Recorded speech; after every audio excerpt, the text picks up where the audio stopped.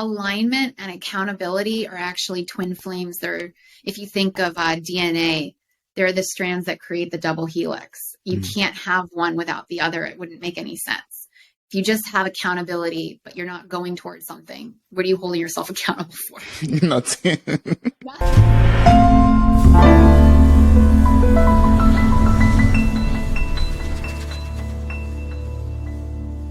In this episode, we'll be learning about alignment from the founder of Inline. Today's guest is described as a wonderful blend of maths and psychology, uniting IQ and EQ. She's an executive alignment coach, advisor, and strategist. Welcome to the show, Rachel. How are you doing? Thank you so much for having me here, Toby. It's a pleasure to be here, and I'm doing really well. I'm so excited to talk with you about this. Yeah, I'm so delighted to be speaking with you also. Like before we started recording, you already, pumped up my mood and energy, and I'm looking forward to learning so much from you, so much about you, and so much about alignment also. Thank you so much for, coming through basically. And I just want us to have a wonderful conversation, and I want to learn so much from you as much as possible, from your mathematics background, your psychology background, your engineering background also, and, everything mixed together to teach us more about alignment. That'll be so awesome. So I just want to also start off or kick off with, you telling us about your life journey so far. Like, what inspired you to study mathematics, psychology, and also now go down this line of becoming an alignment coach? Oh, absolutely. That's a great question. So I did not wake up one day and go, you know what? I'm gonna do alignment with very large enterprise organizations. That'll work. That's not exactly a thing that anyone focuses on, but I can turn that into an industry that actually has interest in it. And that didn't happen like that, right? No one wakes up one day thinking about something new, like blink of an eye. You have to really flesh it out. So what happened with me is I originally, 36 now, but when I first started college, I was interested in mathematics. And so I wanted to become a math professor. I was toying with engineering. I was looking into law. I decided to double major with finance just for the heck of it, because everyone in my dorm was doing that. And then I realized after graduation that I didn't know what I wanted. Nothing had actually spoken to my soul. And so I thought, well, I better decide to take a walk and figure out what that is. And so I went into business, and through that, I realized very quickly that if I was going to do the things that I wanted to do, help people make things better at companies, my words back then, not the words of innovation or these other things, that I was going to have to use power and influence, obviously, to get things done. Well, problem with that, I was 22. What power or influence do you have as a 22-year-old in a publicly traded company? No power. Basically none. True. So what I started to realize very quickly is, in order to get things done that I know would help people, I really had to simply give them what they wanted. But it wasn't just enough to give one person what they wanted. I had to give all the people all of what they wanted and figure out a way to do it. So you can see where I'm kind of foreshadowing the idea of alignment, right? Yeah. Through all of this, reconciling people's needs together, helping them see eye to eye, etc. But that was truly the only way you could move forward to create change in an organization without power, influence, or buy-in, is to generate that buy-in organically by simply hearing and seeing people for what they're saying, acknowledging them, and then helping them do the very thing that they want, so you become their champion. Wow. And so that's what I ended up doing for years. Yes. And then fast forward, we'll call it somewhere between 12 and 15 years later, I realized that I would have even more impact with this kind of work if I was doing it outside of the company itself. If I was an outside source of potency coming into a company, that I would be able to have the ear of the C-suite instead of having to work up the chain in some way. Because even if you're a VP, a lot of times, if an idea comes from only one part of the organization, it can be seen as a political move with your coworkers potentially. And you might not have the all the buy-in or what you would need to do to create that change. And so that's how I started Inline, is realizing, wow, this isn't done well a lot of places, and we could actually do this and really help. And we actually started off in technology, working on digital transformation. And one of my clients had said to me, wow, don't take this the wrong way, but, we're happy to pay for the tech. It's great. But what you're really giving us, what we're truly happy to pay for, is the alignment. Oh. We can't get that elsewhere. We can't buy that. And I don't know how you did it. Our people are happier. Our board is happier. People are more engaged. We unlocked revenue in the process. This alignment, this can't be purchased elsewhere. This is the gift. And I just had this huge aha moment around that time. And I thought, wow, well, what if we create the entire business to be around alignment itself? Not the technology, not the processes, not the operations, not the reorgs, not the change management, but simply creating alignment. And so that's how Inline was born, and how we've gone ever since. Oh, that's awesome. So Inline was born in 2019 from this, journey of yours. Wow, that's so beautiful. And I love what you talked about, earlier about, power and influence and ourselves, like wanting to gain that power and influence. Like, just before we learn more about Inline, can you tell us how we could align power, influence, and ourselves? Like, you looking at yourself at the age of 22, wanting to have that voice in your company and, make a name for yourself at that point. How would you look back and, advise yourself back then to align all your purpose, your dreams, your vision, power, influence with yourself too? Well, one of the things I would have shared with myself is, you were on the right track. It wasn't power and influence you were seeking. It was helping people. What is the most effective and efficient way of helping people see and hear them, give them what they want, take it to the next level by helping all of them, if you can. Yeah. Sometimes it's not possible to make every single stakeholder, happy or satisfied, but can you do that? Because in that servant leadership style is where you can grow power and influence without that actually being the main goal. That becomes a side effect of doing this. Yeah, I love that answer. Yeah. The main thing is to help other people to create an impact.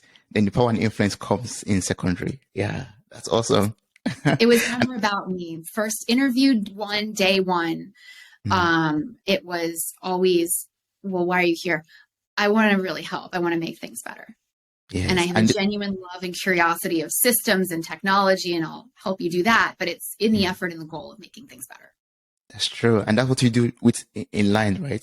You have this Inline approach and you have your company also. Can you tell us more about the company, Inline, and also the Inline approach? Absolutely. So our basic principle at Inline is, it's really a belief. People and organizations deserve to thrive. That's what we inherently believe here. And so how does this connect to alignment? You can't thrive if you're out of alignment. If your priorities, actions, and intentions don't connect, how could you ever succeed? Could you, in any fields or in your personal life? You couldn't. And so we realized that despite this idea of people wanting to thrive and companies wanting to thrive, the how became the business, which is helping leaders, teams, and organizations create greater alignment to maximize business performance, better connect, and thrive. And we do this through helping them make sure that their actions accurately reflect their priorities and their intentions. And that is what we do day in, day out, which it sounds simple, but it's not simplistic. And that's the point. It shouldn't take rocket scientists, as awesome as they are, to only do this. It should be accessible, doable, and non-disruptive to a person. Yeah. Oh, that's good. I love the fact that I said it's simple, because some listeners will be saying, oh, but Rachel is a mathematician. She's a very intelligent person. And she's saying simple. What do you mean? I mean, who am I to look at simple? What do you mean? You like math. Your version of simple might be very different from my Different. version of simple. Yeah. Exactly. You'll appreciate this given your background, right? Mm. I potentially, I guess, I don't want to put words in your mouth. I love equations that are potent and impactful and also simple. So you can think E equals MC squared, F equals MA. Those have so much potency and impact and significance behind them, but they're also stated quite elegantly, quite simply. And that was something that I've always held as a core tenet in mathematics and in my life is the more simple you can make something, usually the more universal it can be, the more Yes. applicable it can be. Yeah. And so that's what we do at Inline. And that's what I do in general, because if you're not doing that, then all of your work is essentially for naught because you're not able to meet people where they're at. Mm. So we have to be able to be as simple as possible so everyone is able to understand like what what you're trying to do and the services that you offer also to them. Yeah. Exactly. And if it can't work for the person, how is it going to work for the organization? Because again, with mathematics, how do you define a set? You define it by its components. Well, an Yes. organization as a set is then therefore defined by its people. So you're either helping each person empower themselves individually and feel better as a group that also maximizes business performance because you're maximizing their productivity, Yeah. or you can't make that change on a global or a big level, an aggregate level at an organization. Yes. So Rachel, I would love us to go to like the foundation of everything all, to the square root of it all. Like if you were to define alignment, like to my sister, for example, how would you define it? So Act beautifully. So beautiful question. Alignment is when actions accurately reflect your priorities and your intentions. okay.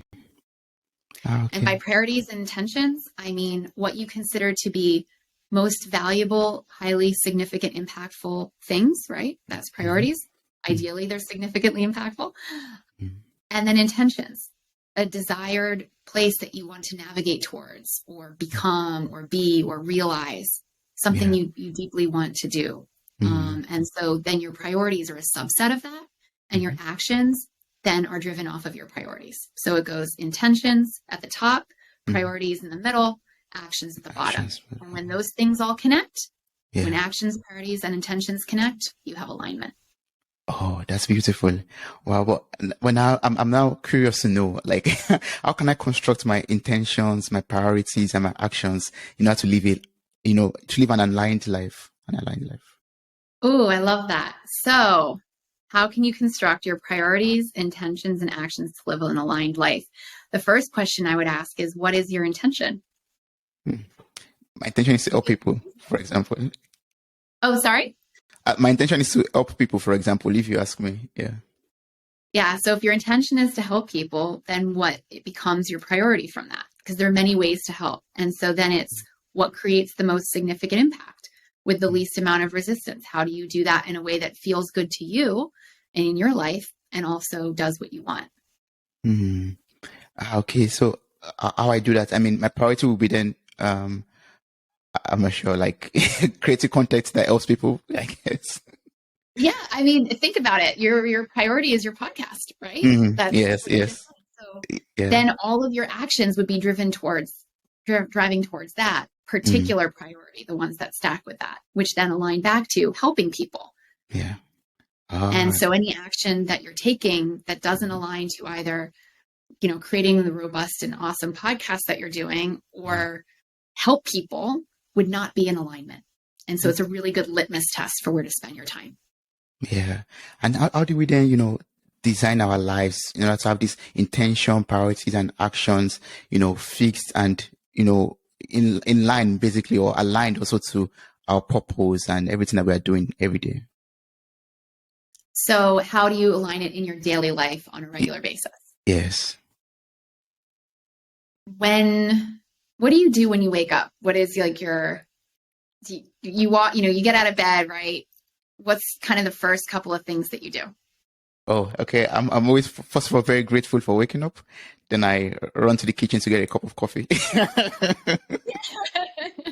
Yeah, I first drink water, then get a cup of coffee, then come back, then have a little bit of quiet time, meditation, prayers, and and work out afterwards. Then afterwards, I'm ready to take a shower and get ready for the day. Awesome. So somewhere in there between the gratitude and the shower, what if you were to ask yourself how your day aligns with your intention and your priorities? Hmm. Yeah, Because that way it's always reaching those action steps that you want to take, which creates accountability. Mm-hmm. I love that word you just mentioned, accountability. Like we have to be accountable to ourselves. Yeah. And how does that play a role into alignment also? Like, how can I be accountable to my journey of alignment? Do you have any experience with that, or how we could do it? Absolutely. To us, alignment and accountability are actually twin flames. They're, if you think of DNA, they're the strands that create the double helix. You can't have one without the other. It wouldn't make any sense. If you just have accountability, but you're not going towards something, what are you holding yourself accountable for? Nothing. Like that doesn't, no one would do that. No. More often what we see is we'll see people have maybe some like glancing blows at alignment, but then they don't hold themselves accountable. And so that's the idea of bringing it into your life as a practice is, well, if my actions, priorities, and intentions have to connect for me to be in alignment, what happens when they don't? Whose responsibility is it to change that, to fix it? It's mine. It's mine, yes. And so then it's a really great tool of creating that self-awareness of, oh, I need to do this. I get to do this. It's my choice. I can hold myself to this because it's something I deeply want. It's not being forced on me. It's my intention. It's my priorities. It's my actions. I get to choose all of it. Yeah, I like that. I get to do this. I was reading a book from someone who wrote like made a compilation about mentors that he had from his podcast also, and he had a guest on his show who talked about saying that I get to do this. I get to take the trash out. I get to wake up every morning to live a purposeful life. I get to, changing it from I must do this or I should do this to I get to do this, like seeing it as an opportunity, as a chance. Yeah, that's awesome.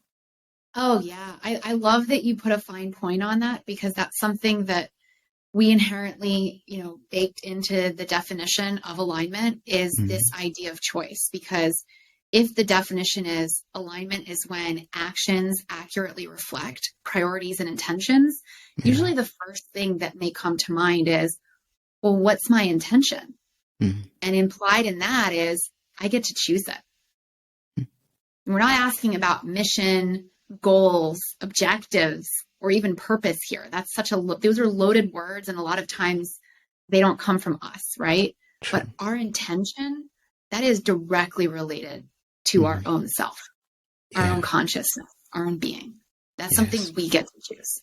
So then accountability feels like it's just us deciding to do things every day for ourselves because we have that intention. And in that is an opportunity. And to go back to what you said when you wake up every morning, gratitude. I get to do this. I'm alive. I'm here right now. And I get to choose what I want. Yes, that's true. Yeah, I mean, for example, today before this recording, I was like, I woke up in the morning, I was like, I'll get to speak with Rachel because I was exchanging emails with Vera yesterday, the day before. Like, today I get to speak with Rachel after work. And when I get back from work, I have to get prepared for my conversation with Rachel. I get to speak with Rachel. And, that way the whole day becomes, very, very fascinating because I'm looking forward to something, to a conversation right now. The things that light you up, because why would your intention ever be something that doesn't light you up, right? That wouldn't make any sense. Yeah, that's true. That's very true. Yeah. But for someone out there who's asking, I have these great intentions and I think I can set my priorities, but I don't know how to take the actions. Is there a way to align ourselves to our actions or to know what to do in order to ensure our intentions come out to reality?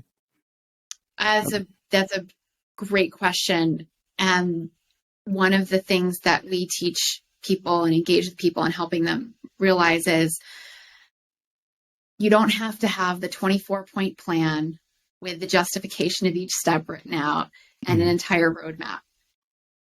Despite what many people think success looks like, it's iteration. Iteration is the mother of perfection. It's the mother of excellence. And so what it requires from action is, given all of your resources and all of your ability and all of your capability and all of your connections, given your world, given your time, given your money, given your access, given the people that you know, like everything, given everything inside of you and around you, what is one next step that you can take that would create the next step forward, that would open something up, that would actually move the needle forward towards your priority getting accomplished? You don't have to hit the ball out of the park to do it. You just have to hit it a couple feet, or pick it up from the ground and throw it with your hand. Like either way is fine. I was golfing. I was using Golf Simulator with a client after an executive alignment retreat, and we were terrible at golf, to be quite honest. This was like the worst thing I've ever seen. I myself don't golf, so I was definitely part of the team being dragging everyone else down. We were all laughing about it over drinks and stuff after the main part of the retreat. And I kept encouraging people, the moment the ball went in the right direction, that was a win. Now, of course, this was very self-serving, because if it went in the right direction for myself, I got to cheer for myself, and it didn't matter where it went, even if it went in the sand trap. Didn't matter. It just went forward. Yes.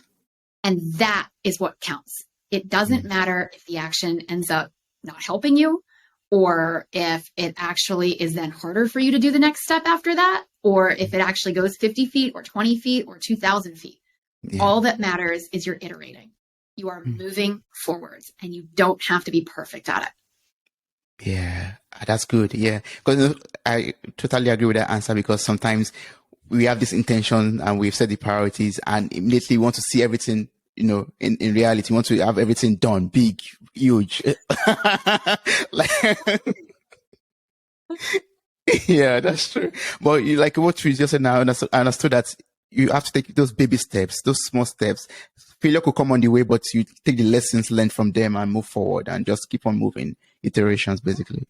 Yeah. And then you can ask the question over time, well, I have many steps to choose from, so which should I take? 2 things to look at. What's the path of least resistance and most impact? Do that. Like, if that's available to you, if you're really clear on that, do that. If you're still not clear, ask yourself inside. The same place that your name comes from and 2 + 2 = 4 comes from, the truths that you hold dear. Ask yourself that. And it could be in the form of a binary. You can say, I will do this thing. I will not do this thing. And then literally see which one feels the same way it feels when you say, my name is Rachel, or my name is Toby. Like, your name, when you say it out loud, it feels something. And when you say someone else's name, it doesn't feel very good. No. For the engineers out there, it might be easier to go 2 + 2 = 4, or 2 + 2 = 7,000. One of those is going to feel better to you when you say it. Yes. You can use that as a baseline, but accessing that discernment within you is the same discernment that's going to help you be able to achieve really anything that you continually make progress on. Yeah, that's good. Yeah. And that's, is inspiring my next question right now that is popping up. You talk about looking inwards, like to ask yourself some questions. What happens when we are not aligned with ourselves inward, as in with our personal self? What should we do in order to be aligned with our spirit, with our intuition, with our soul, with our mind?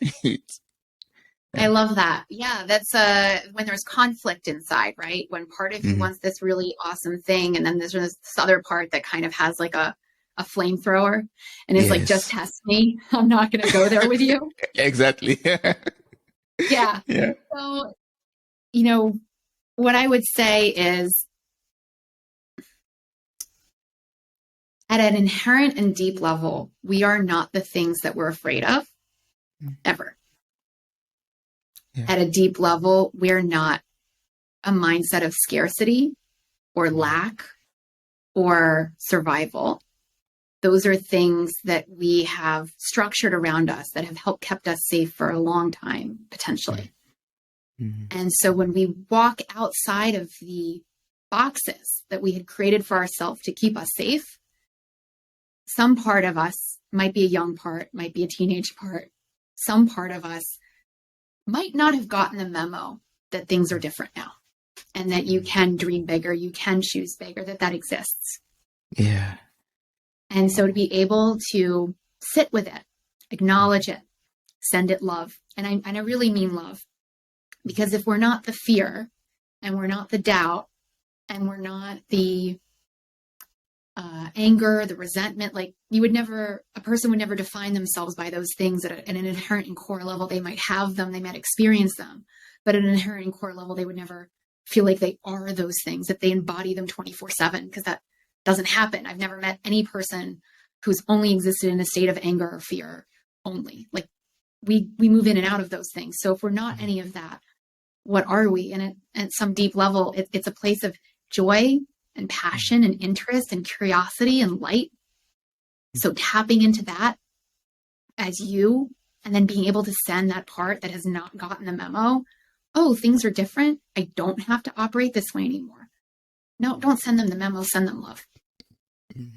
Yes, I love that. Like, yes, the part of ourselves that are not in line or aligned with our purpose and vision, we are supposed to send them love and say them, hey, young Toby or Toby of 2018 that is still within, please, we've moved on. Yeah, I have a very sassy 5-year-old who up until recently was just, she wasn't negative. She'd gotten out of that a long time ago, but was like, really? You're doing this? Like, people pay for this. You help them. You can do that now? Yeah. Right? The sassy 5-year-old is the same one who I was like, you know what? I'm going to give you something else to focus on. I got the business stuff covered. I'm good. We've done this for many years. You get hairstyle and socks. Oh, okay. That's what you can focus on. Go to town with it. That is 100% within your realm. So now I own a lot of really fun socks as a result. So I'm not like smacking her down, saying she sucks. I'm not getting angry with her. I'm sending her love, and I'm giving her some form of control that a 5-year-old would feel good about. Yeah. Yeah, I can totally relate with that, because I also have a shy Toby within me. Like, it doesn't like to speak with people. And whenever I'm having conversations like this or having, having to do anything with the podcast or with people outside, I just tell him, oh, I love you so much, but this is not the time and place. When we get home, yes, you can shine. We'll be shy, we'll be gentle and quiet. But right now, send you love and light, basically. Just. Exactly. Yeah. And then that shy one just gets to be the fly in the wall and enjoy the conversation as it's happening. Exactly. Exactly. That's good. Yeah, that's very good. But I would love to go back to your company, Inline. Like, you help professional people to be aligned with their actions and, with their intentions also. Like, do you also help people to be aligned personally and also professionally? And what are the strategies that you maybe help people with to do this? So we take everything back to a person's intention. That's where everything starts from. So I would never tell someone, your intention should be X. Like, that's totally not okay. Yeah. It's about their intention. They're an expert on their life, what they want. And so then the whole thing is driven from there. When we work with organizations and teams and leaders, the lens looks different, specifically because we're working around a professional setting, but people are still people. People bring their stuff to work. People don't automatically become amazing communicators and mediators just because they walk into the office, right? And so wherever they are, we're simply showing up and handling them as humans, because we're humans. We're all humans. And so that's where we meet people where they're at and help them get to where they want to go, which is a place of alignment, whether that's within their team or department, or for them as a leader, or really with people as personal individuals who might be seeking something and to thrive in a specific area of their life and wanting to show up more as themselves in a safe environment, right? Yes. And be able to really shine. Well, what's blocking it? If your intention is X, maybe it's I don't know what my intention is. So let's figure that out. Or if you do, what are the priorities that you actually care about here?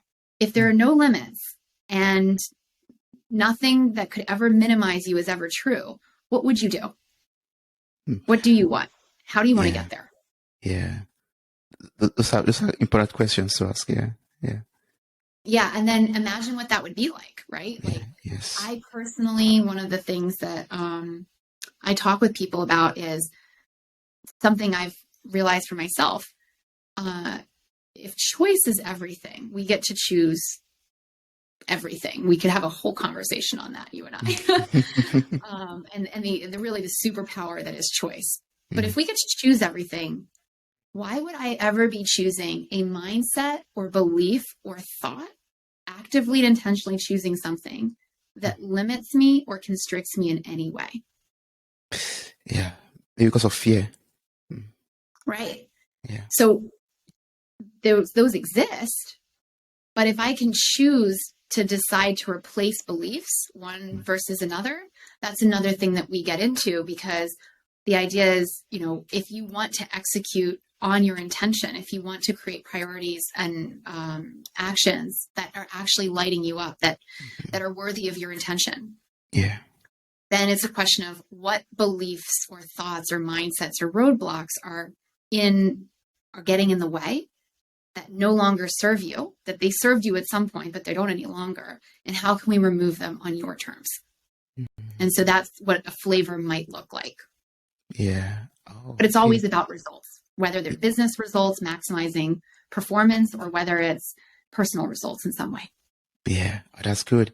And now you've helped someone like to align his personal life, his professional life, or even both of them together, like his personal professional life together. They're aligned now. And Yes. From my own experience and personal belief, I believe that, you know, it's one thing to get a result, but in this journey of alignment, it's something that's continuous, and that involves consistency. How do we stay aligned every day, every time? Yes, I love that. So let's say you're waking up every day and thinking about your intention, which is something I would encourage you, myself, and all the listeners to think about every day, because it's your day. You're going to live it anyways. Might as well live it more intentionally. Yeah. I mean, it's going to happen regardless. You're choosing. No matter what you choose, you're choosing. So we are conscious about our intention. That's the first step every day. And the second is, some people really like certain structure. So if you say every week or every month or quarterly, what if you walk through with yourself? So my intention was this. My priority was this. These were might get into the granular of the actions. It might just stay at the intention and priority level. Have I moved forward towards that? Has the ball been moving forward in the way that I like, in the way that, if I'm honest with myself, I know I could do? If I became aligned and moved out of my own way, because that 5-year-old is no longer in charge of running my life. They're in charge of socks. They get to go home and enjoy being shy at home. Like, we got in this situation together where I'm really moving forward. Let me be honest with myself. Have I done it?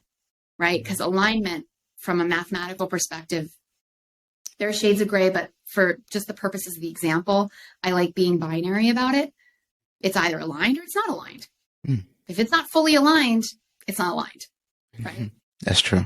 So if we go with that, then it's really easy to ask yourself on a weekly basis, on a monthly basis, or on a quarterly basis, or on a yearly basis, whatever feels good to you. Maybe none of those feel good because you're just doing this continuously. It's every person's different.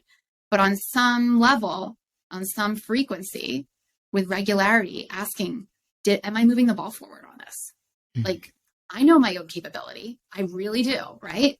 Yes. Has it moved forward? Because if it hasn't, then it's nice, lovely self-awareness and reflection time to go back and say, okay, if I'm being honest with myself, what were my choices? What could I have chosen?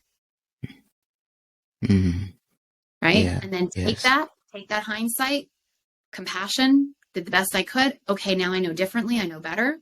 I'm going to make better choices now. Yeah. So we have to like sit down with ourselves, do that honest review, and find out ways to move forward. Strategies, like you're a strategist also. Like, yeah, make up plans. Yeah. And that's why I like the definition, because it really does hold us accountable in a way that doesn't feel icky or wrong, or like we have some kind of overlord holding. Like, the word accountable has some of somewhat of a stigma, I would say, in the English language. Yeah. And when we kind of move past that, we just go to the intention of it.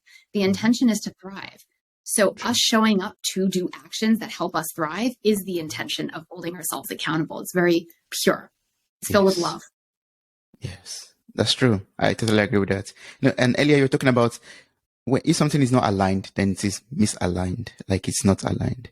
Like, can you share some signs that we have to look out for to know that, oh, Toby, is like you are going off the track. You are getting misaligned. What should I look out for? Yeah. So let me ask you this, because there's so many signs. So what comes to your mind if the idea of you feeling out of alignment with your own intentions and priorities, with your own actions? What comes to mind? Like, what would come up for you, do you think, in your life? Yeah, I'll not be satisfied, basically, like sadness or unhappiness. Yeah. Yeah. So some emotions that might be not joy. Exactly. Yes. I'll feel empty, basically. Yeah, emptiness, restlessness, frustration, feeling like that is actually coming out to those around you because it's like almost dumping frustration onto people unintentionally. True. Or, having somewhat of a negative attitude towards things now because there's something deeper going on. Some fear of like that you missed out on something, or regret. Right? Yes. Like there's a quiet voice inside of you that wants something and you keep pushing it away. True. Yeah. Those are some of the signs. Others can be literally taking actions that are the complete opposite of what you actually want, right? So someone who wants to get into shape and is saying, tomorrow I'm going to go on a diet, and tomorrow never comes. Because there is something there, whether that's the intention or the way they're going about it, that is not fully aligned with themselves. And so when we don't take action, that almost that silence, that absence of action can be allowed as a foghorn in this kind of situation to show you what's out of alignment, that something is there that you're doing or thinking or moving towards, but it's not in a way that's authentic to you. And there's some confusion around it. Oh, yeah. Yes. So we have to look inward and find out the answer to that, to know. Yeah. And sometimes what I'm saying is an outward sign might be you're not taking the actions that you want to take, that some part of you wants to take, and you're just not doing it. Yes. That 100% is a sign of misalignment. Misalignment, yeah. What about if there's something that's out of my control? Like if I do the review honestly and I find out that I'm feeling this misalignment because of something that is not in my control, something that I don't know how to take hold of or take action of. Oh, it's a great question. So let's break down the idea of what's out of your control. I've noticed in my life that I'll just kind of go personal because I think it might help here. Yeah. So starting company, right? A lot of things outside of your control. Yes. And the way that I have related, most entrepreneurs feel like, especially in the beginning, when they very first start, that it's almost like this roller coaster. Some days there's really positive signs and you're feeling really good. And other days, there are negative signs or that you interpret as negative and you are feeling horrible about everything in the future. And it's this roller coaster of a journey until you reach a place of stability and growth. Well, before I reached a place of stability and growth, I realized, wow, I feel miserable. Like this roller coaster, I don't want it. That's not how I want to live my life. Like that's not what I want. Yeah. And so I realized there's a lot that's out of my control. In fact, so much that the only word I can encompass it by is uncertainty. Right? Just total uncertainty. Yeah. And so how do you deal with that? There's so much out of your control. And the only way you can deal with that better in that situation, as an example, is through choice. Clearly, you're not going to be able to invoke all-knowing power to create the exact layout of how you think things should be in the future. So I'm not talking about choice with your actions. I'm talking about choice with how you think about things, how you relate to concepts like uncertainty, like safety, like love, like intimacy, like money, like religion, how you relate to things so that you can internalize your needs for all of that stuff instead of looking for validation and externalizing that stuff. Many times people will not leave a job for fear that the devil that you know is better than the devil you don't know, right? And it keeps them trapped thinking, I'm stuck. I am 100% stuck in this job. Yeah. Well, is that really true? No. I imagine that this isn't an absolute, that there might actually be a situation, especially, we don't have to go into it, but, in some parts of the world where people are undocumented and they literally it would be like cutting off their left arm if they had to leave a certain situation. It would put their whole family at risk. Mm-hmm. So when your life includes fundamental choice, then the idea is, okay, well, I have fundamental choice. Am I actually stuck or am I just terrified? Yeah. Yes. We have to think about it. Exactly. How do I relate to it? Can I change how I relate to this job? Can I change how I'm relating to myself? Can I change how I'm relating to my worthiness or my validation? Do I really need another positive performance review before I decide to leave? Why? Yes. So we have to really, take that time to think about it. And I love the fact that you made mention of choice again right now, because of recent I've been learning about choosing not to be a victim of a situation that is out of my control, like choosing to stand above it and not say, oh yeah, I'm defeated because of this situation that is out of my control. I had no, it's not my fault that I was given birth to in Nigeria or in a country that is not developed, or, in this situation or circumstance, but choosing to rise above that and make the best use out of what I have. Yeah.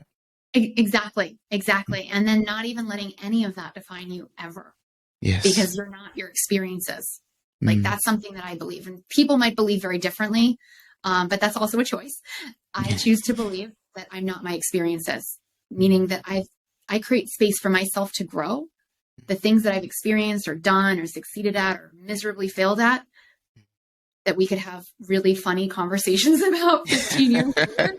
Yeah. We aren't those things if you choose to believe that, right? It's 100% your choice. And if you give yourself that space, okay, well, now you have a lot more within your control, because you've chosen, instead of the word control, it's almost choice, really. You've chosen to relate to things in a manner that lights you up and only lights you up. Yeah. It doesn't minimize you. It doesn't box you in. That's true. Yes, I love that. Yeah, I'm going to take this clip and, always play it in my head all the time when I feel discouraged or misaligned, basically. I say, yeah, making that choice to be above those situations. Yeah. And by the way, I want to hone in on a word you said that I used to kind of internalize myself. You were talking about the word of I think you said victim in the context of, a situation.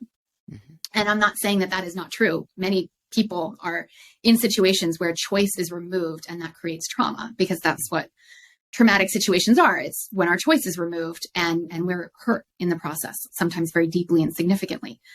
So I used to relate to myself like that. I was going through major health challenges for a better part of a decade in my 20s. Very, very difficult. And what I realized is I was placing myself, unbeknownst to me, I did the best I could, right? Unbeknownst to me, I was placing myself as a victim or a survivor or a warrior during those times, as a character in a chapter, instead of as the author of the entire book. Yeah. And when you do that, you're invoking this energy of life happens to me. Now, how much choice or control do you feel like we might have if we're thinking about life happens to us? Not so many control. We don't have any control, actually. Yeah, it feels pretty bad. Mm-hmm. And so over time, I made a shift, because I realized at one point, well, I've gotten this resiliency thing done pat. Like, I can be resilient. Is that all I want to be? Yeah. I want to thrive. I want more than this.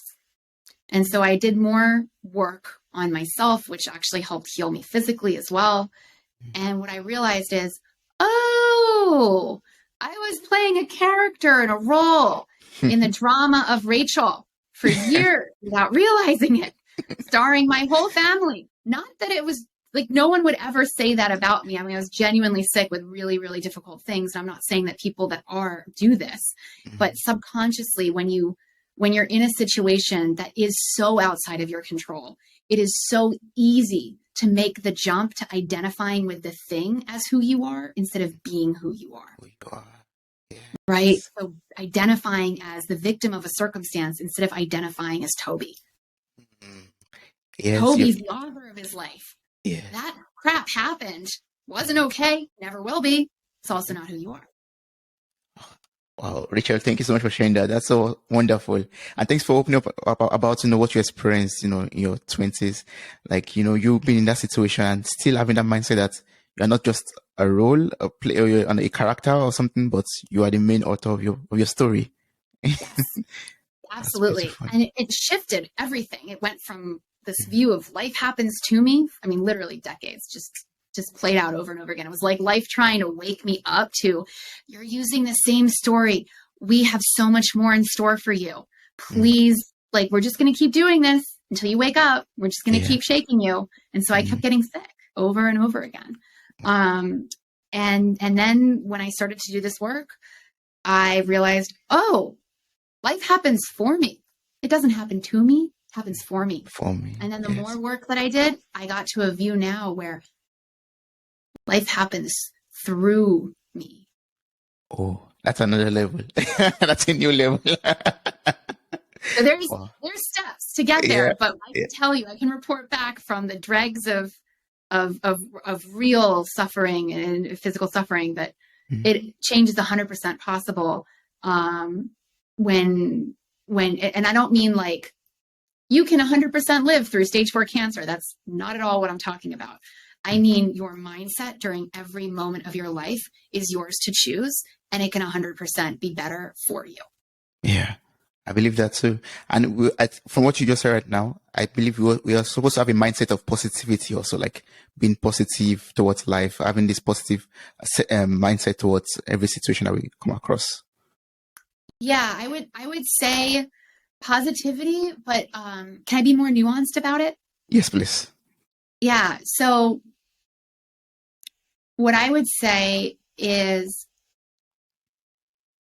the reason I'm pausing here is that we have a problem in the US with toxic positivity, right? Yeah. We have like this idea that everything has to either be amazing or you are a buzzkill and you do not talk to me about your problems. That is so toxic because it doesn't leave room for vulnerability, which is actually what creates connection. And so that would be a huge issue. If you can't show up as you and feeling however you're feeling, then you're not in a situation where it would be quite toxic for you to have to be like, everything's great. I was just in the ER yesterday and got another, blah, blah, blah done. But yeah, life is awesome. Like that just, right? That doesn't make any sense. No. So I don't think of it actually as positive or negative because I view emotions fundamentally different now. I look at emotions not as positive or negative, but as guideposts to helping me thrive. So if I'm sad about something, I let myself be sad. I have an entire playlist for grief. After my mom passed away, I just made an entire, it's like hours long. And when my friends' moms, some of them passed away in a couple years or dads, I was able to send them that playlist and they were just overjoyed to have something that actually helped them feel what they were feeling instead of having to quote, be comforted away from those negative emotions. And so using emotions as guideposts, we grieve only because we love so much. True. It's the expression of love. Being sad, be as sad as you want, but you don't have to stay there. That's your choice. And so when I think of being positive, the way I think of it is, I don't look at positive or negative. I look at it as, what am I thinking or feeling in this moment? Is there something that's making me pissed off, feel icky, feel frustrated, feel like I'm going to close in on myself? If that's going on, then something inside of me, a thought, a belief, or a mindset is inherently minimizing me. It's constricting me. Whatever that is not okay. So it's not that the sadness or the anger is awesome. I love it. Once I discovered it, I have a punching bag. It's amazing. Favorite song, Last Resort by Papa Roach. I'm not even kidding. I will put that on blast. That is heavy. Great anger song. So it's not that these emotions are positive or negative. It's just guideposts, and letting them flow through you means you can get back to yourself and then uncover, is there something that I am thinking or feeling or believing that is inherently minimizing me or constricting me from letting my own light shine, from letting me be me, from letting Toby be Toby? Yes. Because whatever that is, find it, replace it, Control F. Yeah. Yes. Well, I mean, Rachel, that's amazing. That's amazing. You just took me from a level of, suppress those feelings, appear to be okay, show up and, play the role, to really letting that emotion flow through you, feel it, process it, and let it go. Let it have its course. Yeah. I'm so glad. That's actually one of the comments I receive most from men that I work with, because we have this, I don't call it any of the words that people commonly call it. I think of it as like suppression, a culture of suppression. So in our culture around the world, sometimes we suppress women, right? Other times we suppress emotions, and men feel that a lot. My husband included. And so when I work with, even in businesses, one of the comments that we receive the most, even in corporate settings at the end of a retreat, is, I didn't realize I could be compassionate and that that's a strength. I didn't realize that I could be angry and that I'm also not a bad person.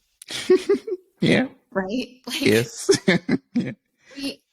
Emotions are guideposts. Just flip the script.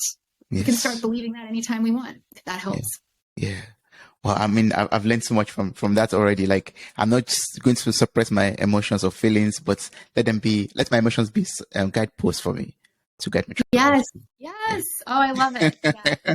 Yes. Like, somewhere in there, I'm going to feel it. And then I'm going to be wondering about what's getting me frustrated or feeling like I can't do it.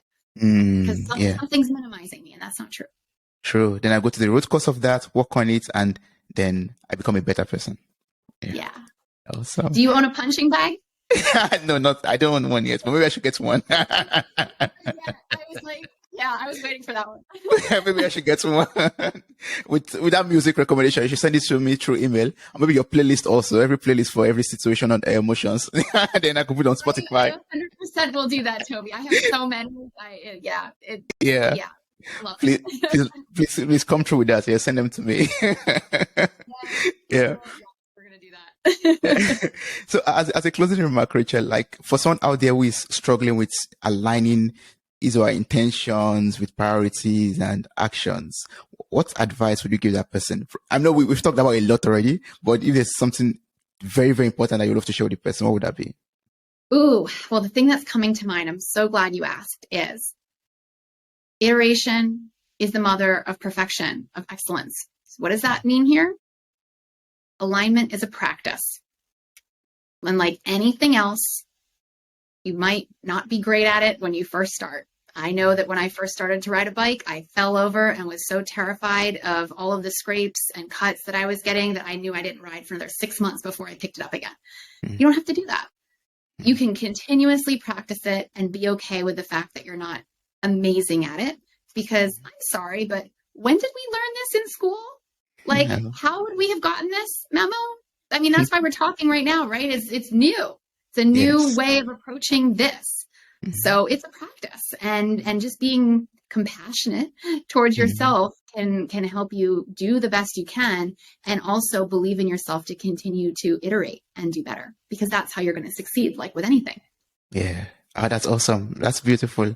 Like, practice. It's all about practice. You don't become aligned all of a sudden, but it takes gradual steps process. Exactly. Wow.